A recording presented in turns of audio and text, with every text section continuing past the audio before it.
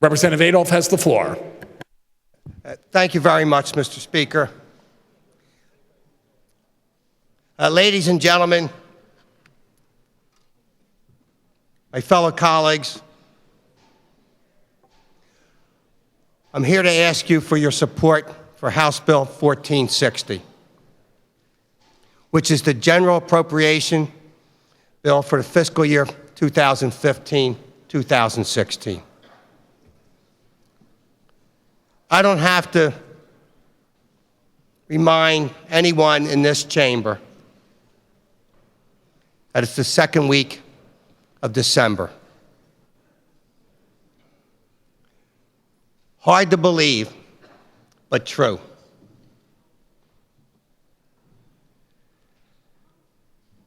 When we had the opportunity to go home for a couple weekends in November, around Thanksgiving time, when we saw a lot of our friends and neighbors, we talked to folks that worked in our school districts, our human service organizations, our nonprofits, our public safety entities, various state agencies, and most important, the people of Pennsylvania. If I went into a Wawa, I heard, pass a budget. Go into a restaurant, please, Bill, pass a budget. Our counties, our county governments have stopped sending the Commonwealth state tax dollars that they collect. The federal government is directing us to release funds for our social services. Some social services are suing us. Our neighborhood public schools are borrowing money just to stay open. They have waited too long, and now is the time to pass a balanced budget that meets the needs of all Pennsylvanians. There has been a lot of talk in the Capitol regarding our framework, our lofty goals. But, Mr. Speaker, the toughest part of passing a budget in this framework is to how to pay for it. The budget that I'm putting in front of you today, we can do. And I'll explain that in a few minutes. This budget focuses on the art of possible. Now, some of you may find this to be funny. I don't. I don't. At the end of this game, we have to move forward to bring this standoff to a close. We have developed a budget plan which is contained in House Bill 1460. The budget proposal has a total spend of $30.26 billion, which is an increase of $1 billion over last year, a 3.7% increase. Now, when you start moving line items in and out, it's actually a 2.1% increase. I'd like to go through just a few items that this budget contains. It's some of our top priorities in education, human services, agriculture, and public safety. It increases pre-K counts by $25 million. Special education funding by $30 million. It has a provision and language for EITC, an increase of $10 million. It increases the very successful Ready to Learn Block Grant Program, which many of our school districts have interest in, by $50 million. Increases basic education by $100 million. It contains an accelerated school construction investment program. This program replaces the old ineffective Plan Con. Fully funds Act 120 required school employees' retirement contributions at $1.7 billion. All told, this is a $405 million increase for pre-K education. Higher education. Let's talk about it. Provides for a 5% increase across higher education appropriations. Some actually receive a 7, and I think that's Lincoln University, because I know we have advocates on both sides of the aisle for Lincoln. It restores funding eliminated in an earlier proposal by the administration of Ag Excellence, Ag Research, Hardwood Research, livestock shows, dairy shows, and other important agricultural programs.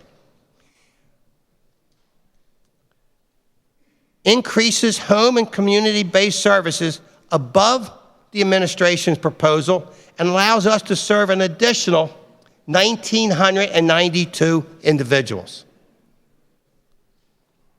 Provides more funding for long-term care,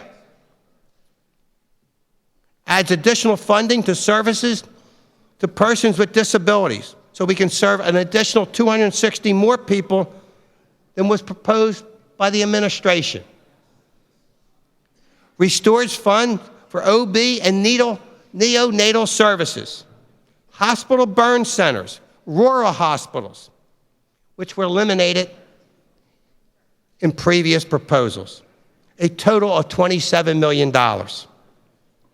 Provides for an increase of $6.2 million, or 14.9%, to the Department of Drug and Alcohol Programs. I know how important that is to many of you on both sides of the aisle. Restores important disease line items as diabetes programs, lupus, regional poison control centers, epilepsy support, biotech research that have been eliminated in previous proposals. It's all in 1460. Includes a 10% increase to veterans' homes. Provides an additional $24 million to the state police for 4 cadet classes for a total of 350 new state troopers. This is a responsible, achievable spending plan that meets the needs of the Commonwealth of Pennsylvania. To address bipartisan priorities, we've added additional money from June budget that I've talked to Democratic members of the House in good faith. House Bill 1460 now has $1 million more for child advocacy centers. It's in this bill. $10 million for special ed, more than the June budget. I heard from many of you about community colleges. We added additional $4 million for our community colleges. I'll give you that number for our state-related universities, $10.2 million. Our state-owned universities, $8.25 million. And another line item that has not been increased since 2008, and some of the biggest issues that our taxpayers, our families, our working people are facing is college student debt. This is the only proposal that has been introduced in this Capitol building that increases the state grants to students by $6.8 million. $6.8 million in additional state grants. An additional $5 million more for vocational rehabilitation funds. All told, close to $85 million more than the budget that was passed here in June. There have been also some reductions, some debt costs, and administrative costs based upon it being December. I think this is important because we're going to talk about it. This is the most difficult part of it. How to pay for it. It's not in this bill, but I'm telling you how you're going to pay for it. To pay for this increase in spending, we are relying on $309 million in new revenue.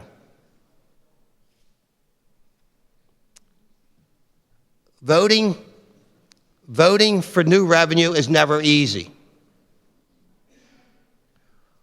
When you go home,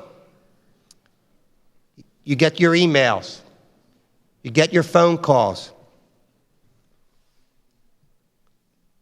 They'd say, Representative, I know you have a budget deficit.